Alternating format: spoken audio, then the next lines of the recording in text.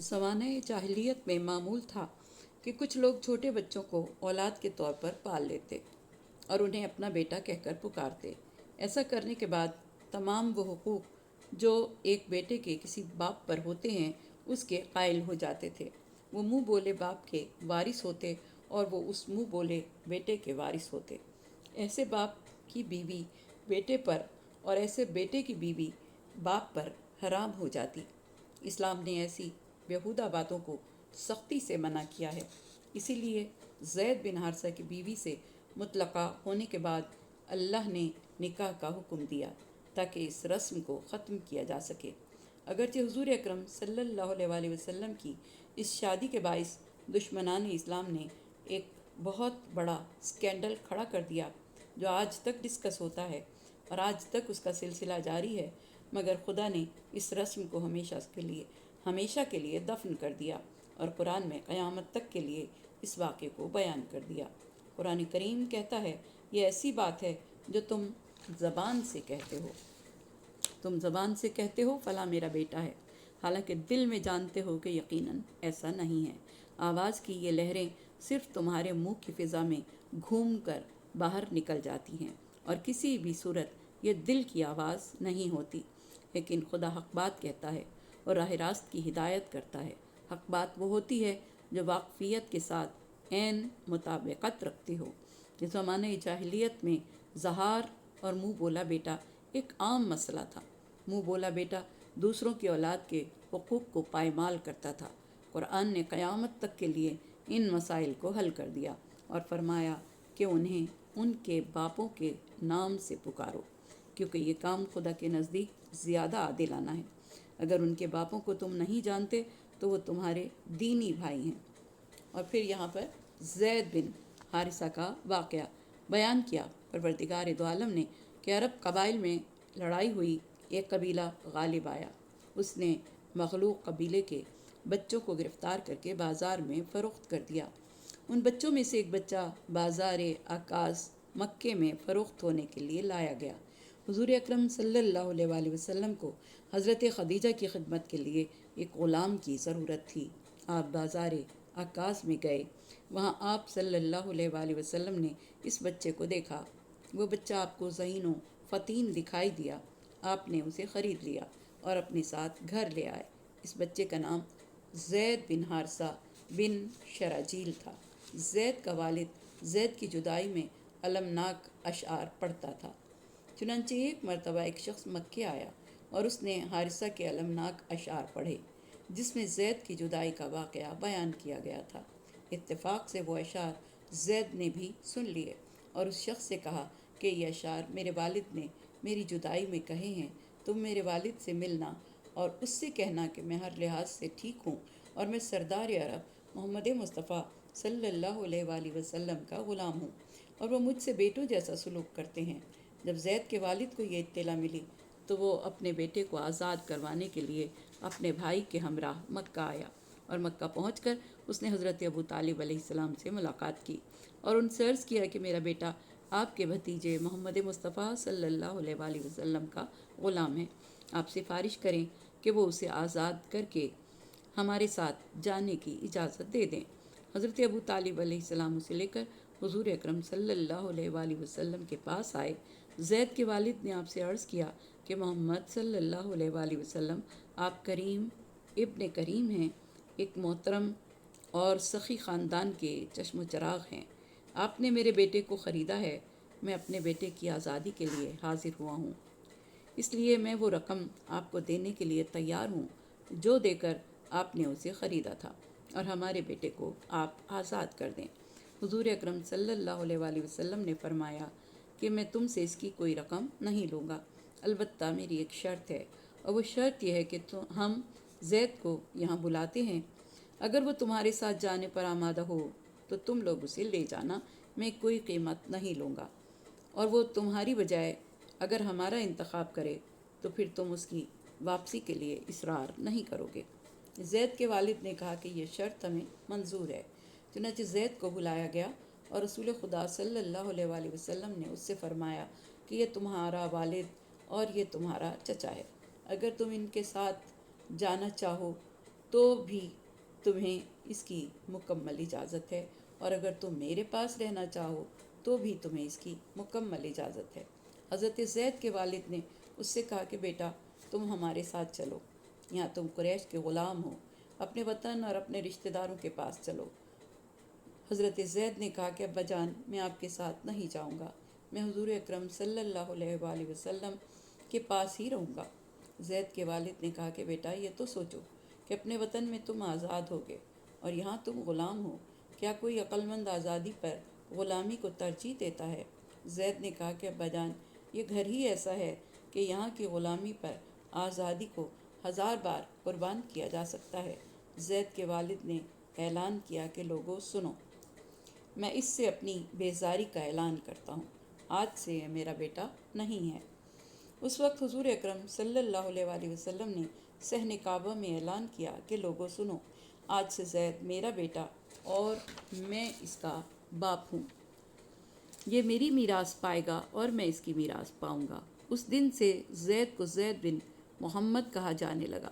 حضور اکرم صلی اللہ علیہ وآلہ وسلم نے جب اعلان نبوت کیا تو زید اسلام لانے والوں میں پیش تھا۔ مکے میں حضور اکرم صلی اللہ علیہ وآلہ وسلم نے ام ایمن کا ان سے عقد کر دیا۔ اس بیوی کے وطن سے زید کو خدا نے ایک بیٹا عطا فرمایا جس کا نام اسامہ بن زید رکھا گیا۔ مدینہ پہنچ کر حضور اکرم صلی اللہ علیہ وآلہ وسلم نے زید کا نکاح اپنی پھوپھی زاد خاتون زینب بنت جہش سے کر دیا۔ نکاح تو ہو گیا لیکن حضرت زینب اس نکاح پر خوش نہیں تھیں، کیونکہ وہ قریش سے تعلق رکھتی تھیں اور ہاشمی تھیں اور زید ایک زر خرید غلام تھے۔ بی بی انتہائی حسین و جمیل تھیں وہ اس حبشی غلام کو پسند نہیں کرتی تھیں۔ میاں بیوی کی آپس میں بن نہ آئی۔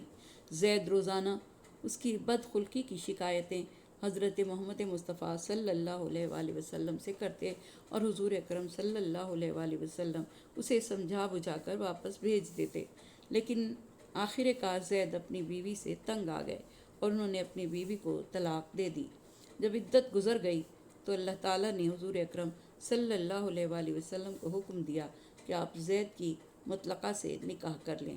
غالباً اس سے خدا کی حکمت یہ تھی کہ حضور اکرم صلی اللہ علیہ وآلہ وسلم آخری رسول ہیں، ان کے بعد نہ تو کوئی رسول آئے گا اور نہ ہی قانون کی کوئی کتاب نازل ہوگی۔ اب اگر حضور اکرم کی زندگی میں بھی متبنہ گیری کا قانون جاری رہا تو یہ قیامت تک جاری رہے گا۔ اس لیے اس قانون کو توڑنے کے لیے اپنے حبیب کو حکم دیا کہ وہ زید کی مطلقہ سے نکاح کریں۔ ادھر حضور اکرم صلی اللہ علیہ وآلہ وسلم کو یہ اندیشہ تھا کہ جب میں نے زینب سے نکاح کیا تو لوگ کہیں گے کہ یہ کیسا نبی ہے جو اپنی بہو سے نکاح کر رہا ہے، مگر اللہ نے ایک اسلامی حکم کو وجود میں لانا تھا، اسی لیے حضور اکرم صلی اللہ علیہ وآلہ وسلم کو مقرر یہ حکم دیا گیا کہ آپ زید کی مطلقہ سے نکاح کریں۔ چنانچہ آپ نے زینب کو نکاح کا پیغام بھیجا جسے انہوں نے خوشی خوشی قبول کیا۔ جب حضور اکرم صلی اللہ علیہ وآلہ وسلم کا نکاح ہو گیا تو منافقین مدینہ کی زبانیں کھل گئیں اور وہ کہنے لگے کہ لو دیکھو، ہمیں تو کہتے ہیں کہ بہو سے نکاح حرام ہے لیکن خود بہو سے نکاح کر لیا ہے۔ اس پر اللہ تعالیٰ نے یہ جواب دیا کہ متبنہ بیٹا نہیں ہوتا، متبنہ کو اس کے باپ کے نام سے پکارا جانا چاہیے۔ اگر تمہیں ان کے باپوں کے ناموں کا علم نہ ہو تو وہ تمہارے دوست اور ساتھی تو ہیں ہی۔ امام علی رضا علیہ السلام نے فرمایا کہ بیٹے کا ماں باپ کے لیے مال حلال ہے، جبکہ بیٹا باپ کے مال کو بلا اجازت نہیں لے سکتا۔ اس کی وجہ یہ ہے کہ بیٹا خدا کا عطیہ ہوتا ہے جو اس کے والد کو عطا ہوتا ہے، جیسا کہ فرمان الہی قرآن پاک میں ہے، سورہ شورى آیت نمبر 49، وہ جسے چاہے بیٹیاں عطا کرے اور جسے چاہے بیٹے عطا کرے۔ بیٹا باپ کی کفالت و تربیت سے بے نیاز نہیں ہو سکتا، اور بیٹا ہمیشہ باپ کی طرف منسوب ہوتا ہے، جیسا کہ فرمان قدرت ہے، انہیں ان کے باپوں کے ناموں سے پکارو، یہ خدا کے نزدیک زیادہ صحیح ہے۔ حضور اکرم صلی اللہ علیہ وآلہ وسلم کا فرمان ہے کہ تو اور تیرا مال تیرے باپ کی ملکیت ہے، جبکہ ماں کو یہ حق حاصل نہیں ہے۔ ماں بیٹے کے مال میں اس کی اجازت کے بغیر تصرف نہیں کر سکتی، جبکہ باپ کو تصرف کا حق حاصل ہے۔ اس کی وجہ یہ ہے کہ والد اولاد کے نفقے کا ذمہ دار ہے، جبکہ ماں پر اولاد کا نفقہ واجب نہیں ہے۔ پیغمبر مومنین کی نسبت خود ان سے اولیٰ ہیں، اور پیغمبر کی ازواج ان مومنین کی مائیں شمار ہوتی ہیں، اور کتاب اللہ کی روح سے رشتہ دار آپس میں مومنین اور مہاجرین سے زیادہ حقدار ہیں، مگر یہ کہ تم اپنے دوستوں پر احسان کرنا چاہو۔ یہ حکم کتاب میں لکھا ہوا ہے۔ آیت نمبر 6۔ جب دور آقا اور غلام کا تھا تو آقا باپ کی جگہ اور غلام بیٹوں کے عنوان سے پکارے جاتے تھے۔ اگر غلام آزاد بھی ہو جاتے تو ایک عرصے تک آقا اور غلام کے رشتے میں گزارتے۔ ان دونوں میں قلبی محبت باقی رہتی، لیکن اسلام کا دائرہ جب وسیع ہو گیا اور غلامی کا تصور اسلام سے نکل گیا کہ زیادہ تر غلاموں کو آزاد کروا دیا گیا، تو اللہ کی طرف سے حکم آیا کہ جو پہلے غلام تھے اب آزاد ہو گئے، ان کو اصل باپوں کے نام سے پکارا جائے۔ جن کے باپوں کا علم نہیں تو ان کو بھائی یا دوست کہہ کر پکارو۔ اسی طرح سے جب حضور اکرم صلی اللہ علیہ وآلہ وسلم مدینہ تشریف لائے تو آپ نے مہاجرین و انصار میں عقد مواخات قائم کیا۔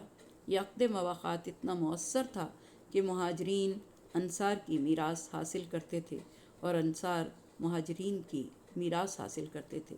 جب مدینے کے حالات پرسکون ہو گئے اور مہاجرین کو کسی کی مدد کی ضرورت نہ رہی تو اللہ تعالیٰ نے یہ قانون تبدیل کر دیا اور فرمایا کہ آج کے بعد میراث رشتہ داروں ہی کو ملے گی، دوسروں کو نہیں ملے گی۔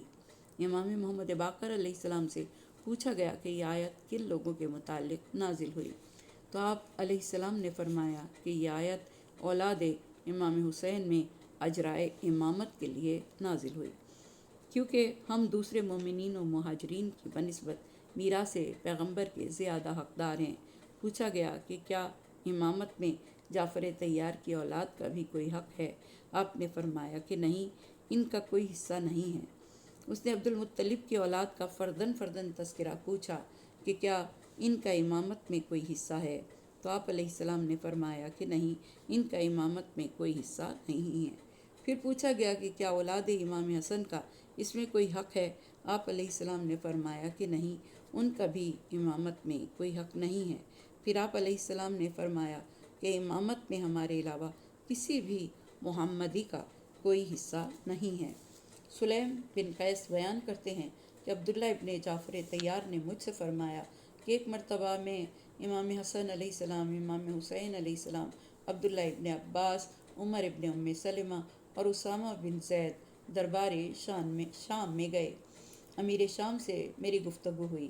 میں نے اس سے کہا کہ میں نے حضور اکرم صلی اللہ علیہ وآلہ وسلم سے سنا۔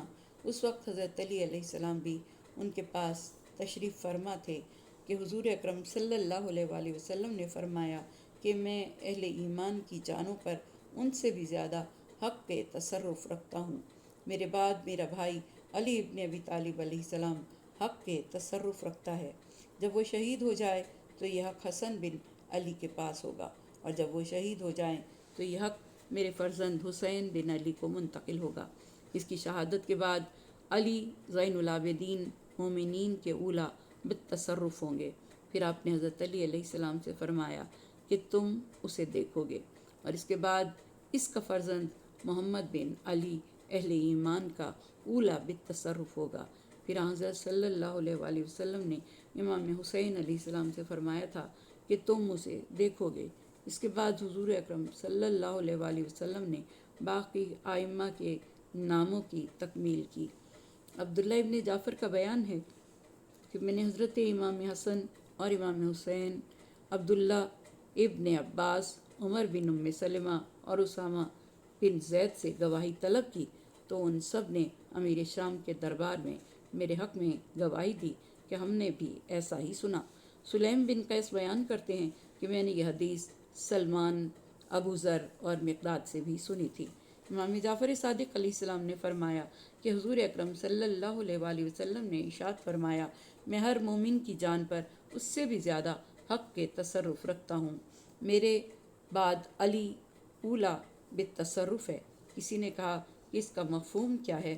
تو حضرت امام جعفر صادق علیہ السلام نے فرمایا کہ حضور اکرم صلی اللہ علیہ وآلہ وسلم نے فرمایا کہ جو شخص مر جائے اور اس نے کسی کا قرض ادا کرنا ہو تو میں اس کا قرض ادا کروں گا، اور جو کوئی کچھ مال چھوڑ جائے تو مال اس کے رشتہ داروں کا ہوگا۔ جب انسان کے پاس مال نہ ہو تو اسے اپنے اوپر بھی حق حکومت حاصل نہیں ہوتا۔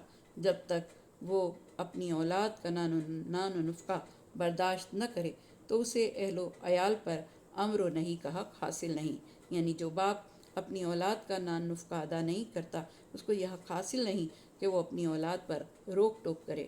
اور نبی صلی اللہ علیہ وآلہ وسلم، امیر المومنین اور دوسرے ائمہ کو سب پر حق کے ولایت حاصل ہے، اسی لیے انہیں مومنین کا اولی بالتصرف کہا گیا ہے۔